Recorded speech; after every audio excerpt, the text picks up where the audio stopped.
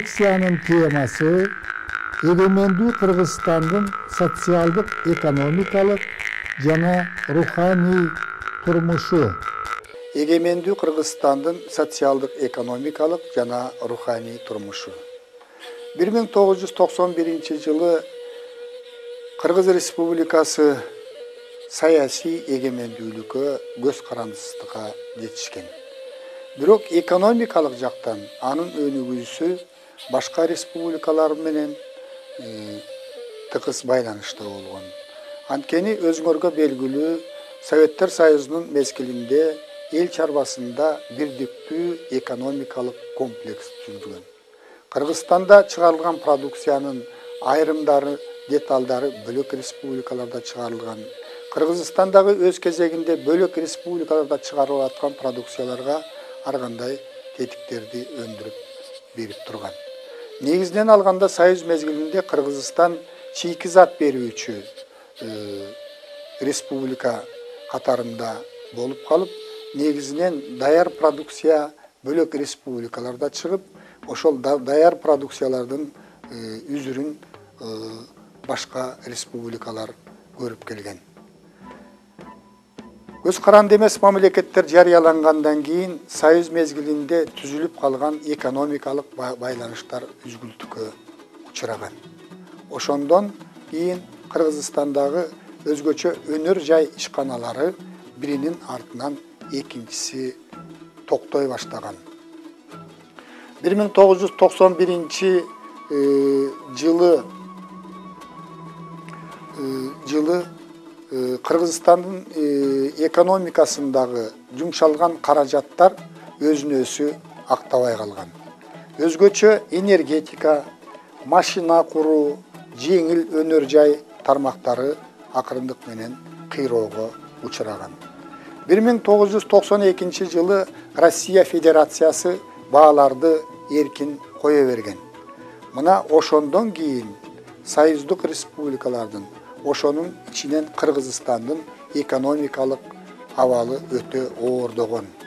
Негизинен бартердик алмашуу, республикалар ортосунда бартердик алмашуу башталган. Мунушундан кийин көп жылдап топтолгон материалдык байлыктар, ресурстар, завод, фабрикалардын өздөрү талоонго учурай баштаган. Абалдан чыгуунун бир гана жолу бул рынок экономикасына өтүү керек болгон.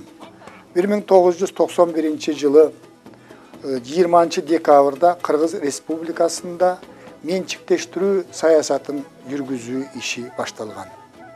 Союздук мезгилде өндүрүш каражаттары негизинен мамлекеттин менчиги болуп калган.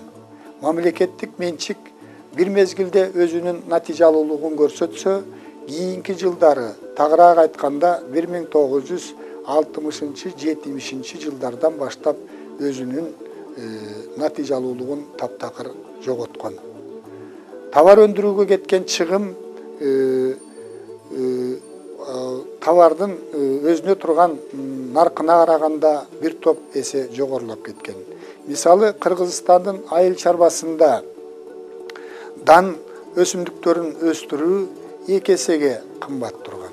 Ал эми жашылча жемиш өстүрүү 5 эсеге кымбаттап кеткен. Мына ушундай көрүнүш өндүрүштүн башка тармактарына дагы тиешелүү болгон. Тарыхта белгилүү Советтер Союзу 60-жылдардан баштап эле өзүнүн элин дан азыктары менен камсыз кыла албай калып, жылына 40 миллион тоннадан ашык эгинди ушул Канададан сатып алып турган. Бул өзү социалисттик чарба жүргүзүүнүн терең кризиске учурагандыгынан кабар берет. Кыргызстанда менчиктештирүү жүрүүдө ошол социалисттик менчик деп эсептелген мамлекеттик менчиктин бардыгын тең реформалоо жөнүндө чечим кабыл алынган. Бир гана токойлор, жаратылыш байлыктары, суулар менчиктештирилбейт. Ал эми калган байлыктардын баарын менчиктештирүү жөнүндө чечим кабыл алган. Менчиктештирүү Кыргызстанда 2 etapta ötkөн. Birinci etap 1991 жылдан 1993 жылга чейин, экинчиси 93 жылдан 95-96 жылдарга чейин. Биринчи этапта негизинен менчиктештирүүнүн жүрүшүндө элдин кызыкчылыгы, карапайым эмгекчи элдин кызыкчылыгы эске алынган эмес. Биринчи этабында негизинен бийликте турган адамдар ошол бийлигинен пайдаланып социалисттик менчиктин, мамлекеттик менчиктин көпчүлүгүн арзан баада башаламандык менен өздөрүнө ыйгарууга, жакындарына бөлүштүрүп берүүгө, аны ыңгайлуу кылып сатууга болгон аракеттерин жумшаган. Ошол мезгилде эле ушул менчиктештирүүнүн эң негизги документтеринин бири катарында купондор таратылган, бирок карапайым эл бул купондор маанилүү документ экендигин, менчик ээси кыла турган документ экендигин түшүнбөй, аны болор болбос акчага сатып жиберген учурлары дагы көп болгон. Белгилеп кете турган нерсе менчиктештирүүнүн биринчи этабы элдин кызыкчылыгын көздөгөн эмес. Мына менчиктештирүүнүн ушундай жүрүшүнөн улам 1994 жылы Кыргызстандын өкмөтү, президенти муну кандайдыр бир деңгээлде жолго салууга аракет кылып, атайы иш-чараларды көргөн. Экинчи этабында элдин, карапайым элдин кызыкчылыгын коргоого, карапайым элдерди көбүнчө менчик ээси кылууга аракеттер жүргөн. Бирок ошондой болсо дагы биринчи этаптагы жүргүзүлгөн тартип бузуулар экинчи этапта дагы кайталанган. Кыргызстанда 378 ишкана менчиктештирилген. Натыйжада бул ишканалардын көпчүлүгү акционердик коомдорго, кооперативтерге, айрымдары жеке адамдарга тиешелүү болуп калган. 1991-96 жылдагы менчиктештирүүнүн натыйжасында Кыргызстандагы өндүрүлгөн продукциялардын 50%-ин мамлекеттик эмес ишканалар жүргүзүп калган. Тагыраак айтканда, акционердик коомдор, жеке менчик ишканалар ушул менчиктештирүүдө алардын үлүшү көбөйгөн. Айыл чарбасында дагы менчиктештирүү адегенде чоң мыйзам бузуулар менен жүргүзүлгөн. Баягы Союз мезгилинде чогулган материалдык байлык, малдын башы, короо сарайлар, складтар талоонго түшкөн. Бул жерде дагы айыл чарбасынын жетекчилери биринчи кезекте өздөрүнүн кызыкчылыктарын көздөгөндүгү айкын болгон. 1991 жылы жүргүзүлгөн реформанын натыйжасында айыл чарбасындагы рентабелдүүлүгү төмөн колхоздордун бардыгы тең совхоздор менчиктештирилсин деген атайы чечим чыккан. Рентабелдүүлүгү 15-25%тен төмөн колхоздор менчиктештирилген. Бул жерде дагы чоң башаламандык жүргөн. Менчиктештирүүнүн жүрүшүндө ушул айыл чарбасында дыйкан чарбалары, фермер чарбалары, кооперативдер, акционердик коомдор түзүлө баштаган. Мына менчиктештирүүнүн жүрүшүндөгү башаламандыктын кесепетинен менчиктештирүү активдүү жүрүп аткан 1994 жылы Кыргызстандын айыл чарбасында 7,5 миллион кой болгон. Bir жылдан кийин эле бул койдун башы 4,5 миллионго түшкөн. Демек, аз эле бир эле жылдын ичинде Кыргызстанда 3 миллион кой жок болгон. Кой товар алмашуунун эквивалентине алмашкан.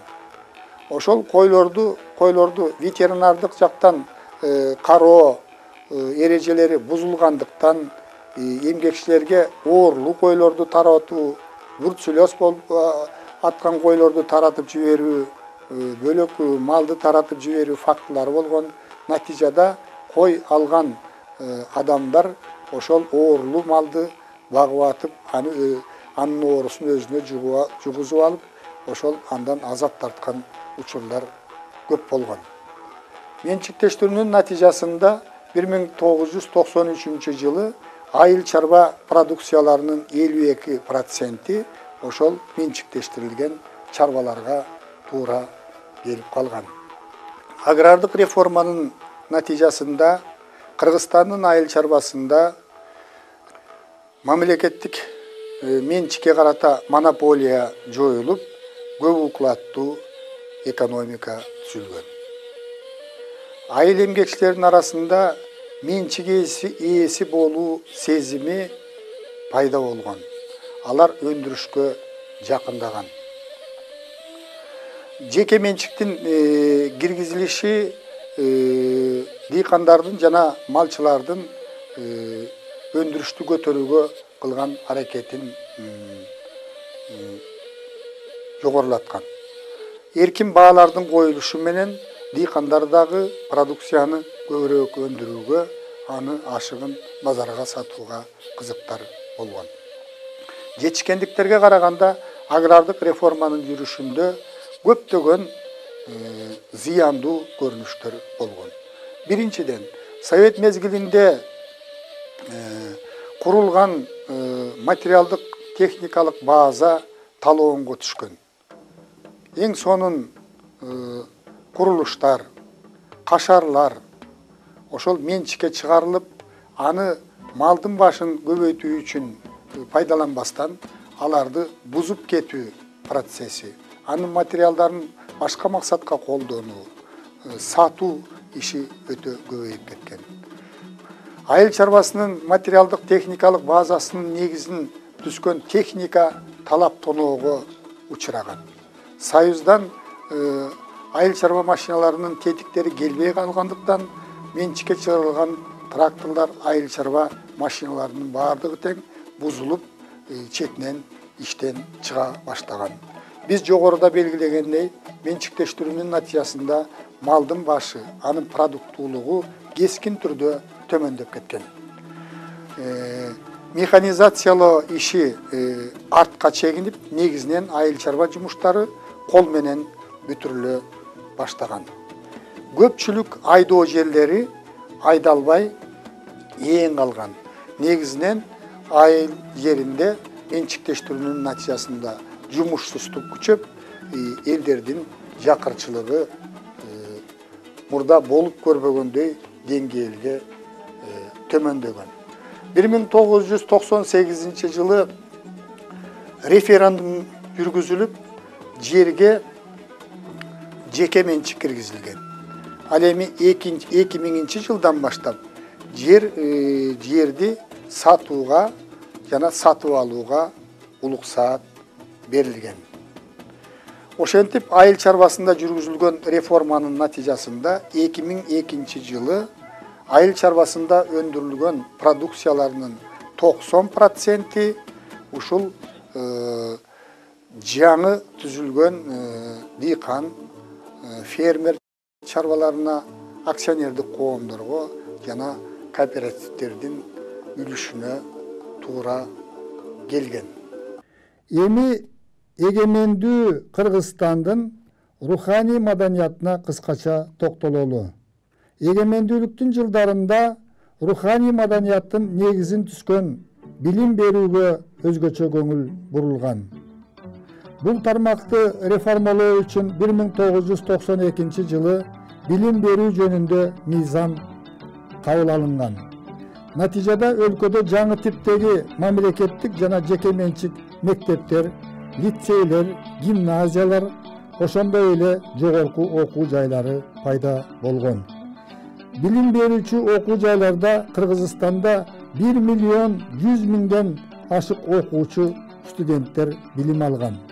Аларга 100 миңден ашуун мугалим, профессор, окутуучулар сабак берген. Mектептин материалдык техникалык базасын чыңдоого, жаңы мектептердин имараттарын курууга көңүл бурулган. Жаңы университеттер ачылып, эл аралык жогорку окуу жайлары иштей баштаган. Эгемендүүлүктүн жылдарында Кыргызстандын жогорку окуу жайларынын саны 52-ге жетип, аларда 60 миңдей студент 250 адистик боюнча билим алган. 2012-2013 окуу жылдарында жогорку окуу жайлары эки баскычтуу, тактап айтканда бакалавр жана магистрлерди даярдоого өткөн. Ал эми жалпы билим берүүчү орто мектептерде 3 баскычтуу билим берүү ишке ашырылган. Кыргызстанда 100ден ашык атайын кесиптик техникалык окуу жайлары иштеген. Аларда 30 миңден ашык жаштар кесиптик билим алган. Бирок жогорку окуу жайларынын бүтүрүүчүлөрүн, ошондой эле атайын кесиптик техникалык окуу жайларды бүтүргөн адистерди ишке орноштуруу маселеси чечилбей келүүдө. Азыркы учурда Кыргызстанда илим тармагын реформалоого, илимдин турмуш менен байланышын чыңдоого, илимий изилдөөлөрдүн натыйжалуулугун көтөрүүгө өзгөчө көңүл бурулууда. Эгемендүүлүктүн шартында кыргыз элинин өз тарыхына болгон кызыгуусу жогорулады. Кыргызстан тарыхы бардык окуу жайларында милдеттүү түрдө окутула баштады. Жаңы муундагы оригиналдуу окуу китептери жазылды. Кыргызстандыктардын патриоттук рухун көтөрүү максатында тарыхка болгон кызыгуусун канааттандыруу максатында Ош шаарынын 3000 жылдыгы, 1995 жылы Манас эпосунун 1000 жылдыгы, 2003 жылы Кыргыз мамлекеттүүлүгүнүн 2200 жылдыгы, 2016 жылы Жусуп Баласагындын 1000 жылдыгы, ушул эле жылы Кыргыз элинин улуттук боштондук үчүн күрөшүнүн 100 жылдыгы белгиленди. Кыргыз элинин көз карансыздыгы, жеринин бүтүндүгү үчүн, кыргыз мамлекеттүүлүгү үчүн күрөшкөн инсандар тарыхта өз ордун тапты. Айрымдарына эстеликтер орнотулду. Эгемендүүлүк шартында Кыргызстанда адабият менен искусствода жаңы нукта акырындык менен өнүгө баштады. Ата-бабалардан калган улуу мурастарга өзгөчө көңүл бурулууда. Аларды кайрадан жаңылоо иши жүрүп жатат. Манасчылардын, төкмө акындардын жаңы мууну калыптанып өнүгүүдө. Таласта Манас ордо, Бишкекте Манас айылы курулду. Искусствонун очоктору, театрлар менен музейлердин иштери жанданууда. Жазуучулар менен акындар тарыхты, турмушту реалдуу чагылдырган, тарбиялык мааниси жогору чыгармаларды жаратууга аракет кылууда. Кыргыз кино чеберлеринин да жаңы мууну өсүп чыгууда. Жыйынтыктап айтканда, эгемендүүлүктүн шартында кыргызстандыктар өлкөбүздүн экономикалык, социалдык жана маданий жактан өнүгүшүнө аракет жасоодо. Бул аракеттер Кыргызстанды өнүккөн мамлекеттердин катарына кошот деген ишеничибиз чоң.